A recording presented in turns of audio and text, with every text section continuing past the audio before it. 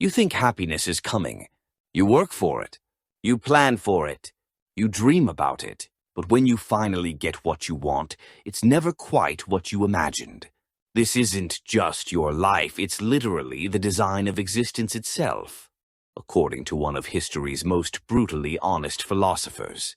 His name was Arthur Schopenhauer, and what he discovered about life is so dark, so pessimistic, that it's become the foundation for modern psychology, Buddhism, and why billions of people feel like something's fundamentally broken about the human condition. Today, we are exploring exactly why Schopenhauer believed life isn't just occasionally hard, it's structurally suffering. And here's the wild part. Once you understand his philosophy, you can't unsee it. You'll recognize it everywhere.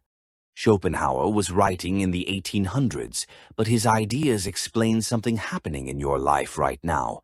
Why do you feel empty after achieving your goals? Why is social media making you miserable, even though you have access to more entertainment than any human in history? Why do you feel trapped between wanting things and being disappointed when you get them? Schopenhauer's three most mind-bending ideas. First, what he called the will, the hidden force that controls everything. Second, why he proved that suffering is more real than happiness. And third, what his solution was to escape this trap. Arthur Schopenhauer built his entire philosophy on one radical idea. Everything you see, every person, animal, plant, even gravity itself, is driven by a single force he called the will. Not your will, not my will. The will. It's the invisible essence of existence itself. Think of it like this. You see a person eating. That's the representation, what you observe. But underneath that, the will is saying, I need to survive. You see a lion hunting a gazelle. What you're really seeing is the will trying to perpetuate itself through that lion and through the gazelle's desperate attempt to survive. In Schopenhauer's system, this is universal. Every organism, from the smallest bacteria to humans, is driven by this blind, irrational striving. It's not intelligent. It doesn't care about your happiness. It just wants. It strives. It hungers. And that striving, that's the core of what makes life suffering. The problem is that the will can never be satisfied. Never. This is crucial to understanding Schopenhauer's entire pessimism. Schopenhauer looked at human life and asked a simple question. What's the default state? Is it happiness or is it suffering? Most people think happiness and pain are equal forces. Maybe you suffer sometimes, but most days are neutral or pleasant, right? Schopenhauer said, that's wrong. He made a provocative argument that still shocks people today. Think about it. When do you notice your body? When you're healthy and everything's working perfectly, you don't think about it at all. You're not sitting at your desk thinking, oh, how wonderful, my kidneys are functioning. You only become aware of your body when something hurts. Suffering is a positive force. It demands your attention. Pain screams. But happiness? Happiness whispers. Or it's just silence. It's the absence of the bad thing. Schopenhauer said pleasure isn't real happiness. It's just temporary relief. You're hungry, so you eat. That feels like happiness. But really, you're just removing the pain of hunger. The moment your stomach is full, that pleasure vanishes. Now what? You need the next thing. This is the cycle. Desire creates pain. Satisfaction creates brief relief. Then a new desire emerges. You're trapped in an endless loop. And because new desires arise faster than old ones are satisfied, you're statistically more suffering than pleasure on average. Schopenhauer gave this brutal comparison. Compare the pleasure of eating to the horror of being eaten.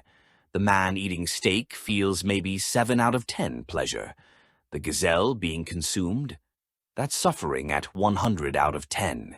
The intensity of suffering always exceeds the intensity of pleasure. That's not pessimism, that's math. Now let's look at how the will creates suffering. It works in three distinct ways. Stick with me because this framework explains almost everything that makes life hard. First, unfulfilled desires. You want something. You don't have it. That gap creates suffering. Most of what you want, you never get. You wanted that job but didn't get it. You wanted that relationship but it didn't work out. You want to be young forever but you're aging. This is the fundamental condition of existence. Second, fulfilled desires that disappoint you. You finally get what you wanted. You imagined it would be amazing. But reality never matches imagination, does it? The dream is always better than the reality. So when you achieve your goal, you feel let down, empty. Then immediately the next desire arises. And third, the most insidious, when you finally satisfy a desire completely, what emerges? Boredom. You have money, so what? You have a partner, so what? You achieve your dream job, so what? There's nothing left to strive for, and suddenly, existence feels empty. This is why rich people aren't automatically happy. It's why celebrities struggle. It's why vacations are great for the first 3 days, then boring. It's why your new phone feels amazing for a week, then becomes normal.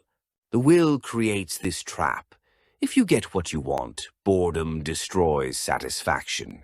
If you don't get it, desire creates suffering. Either way, you lose.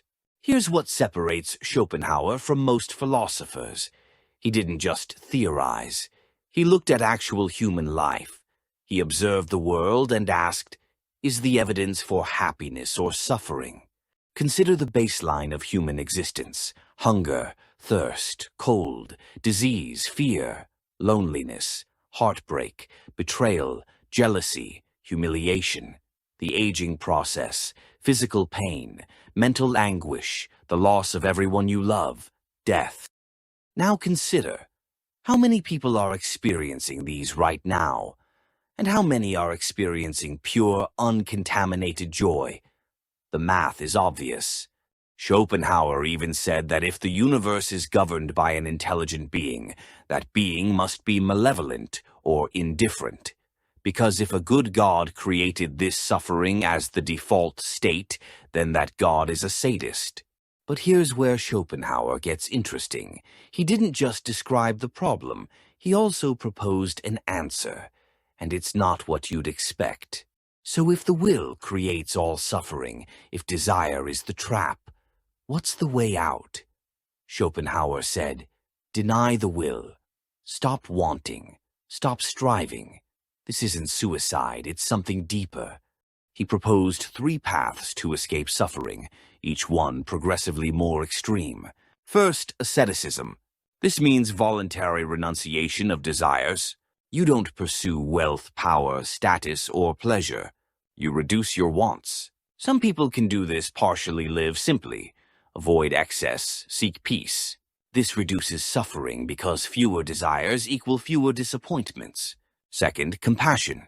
Schopenhauer said all suffering is connected. The person suffering isn't fundamentally different from you. This realization should motivate you to help others and avoid causing harm. When you act from compassion instead of self-interest, you're resisting the will's demand to dominate and control. And third, art and music. Schopenhauer loved something revolutionary about art.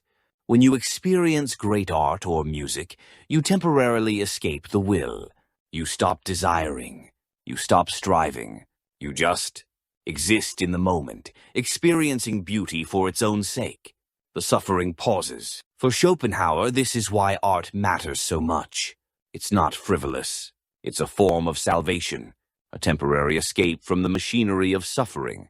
Music, especially, which he called the universal language of the will itself, directly soothes the restless striving inside you.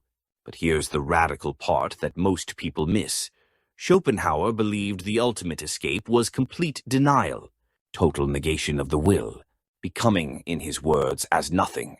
Not nothing through death, but nothing through transcendence. achieving a state where you no longer want, no longer strive, no longer identify with your individual desires. This sounds depressing, but it's actually his form of salvation. When the will no longer drives you, suffering ends, not through pleasure, but through the cessation of the mechanism that creates suffering in the first place. So why should you care about a dark German philosopher from the 1800s? Because Schopenhauer predicted modern life almost perfectly. Social media is literally designed around the will. Companies engineer algorithms to create desire. They show you things you want but don't have. They create FOMO, fear of missing out. They hack into your natural striving mechanism and monetize it. Every scroll is another desire planted. And when you satisfy one desire, another appears immediately. Schopenhauer would look at modern capitalism and say, this is the will optimized for profit. This system is explicitly designed to maximize desire and suffering. Understanding Schopenhauer gives you tools.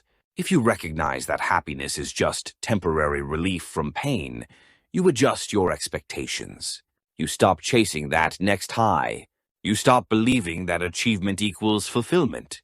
You start looking for actual solutions, reducing desires, cultivating compassion, seeking beauty and meaning. Here's my question for you. Now that you understand Schopenhauer's argument, do you see the will operating in your life? Can you spot the cycle? Desire, slight satisfaction, disappointment, boredom, new desire. And that's not rhetorical. In the comments, I want to know, which of Schopenhauer's 3 escapes resonates most with you? Asceticism, compassion, or art? Or do you think he was completely wrong? Make the argument.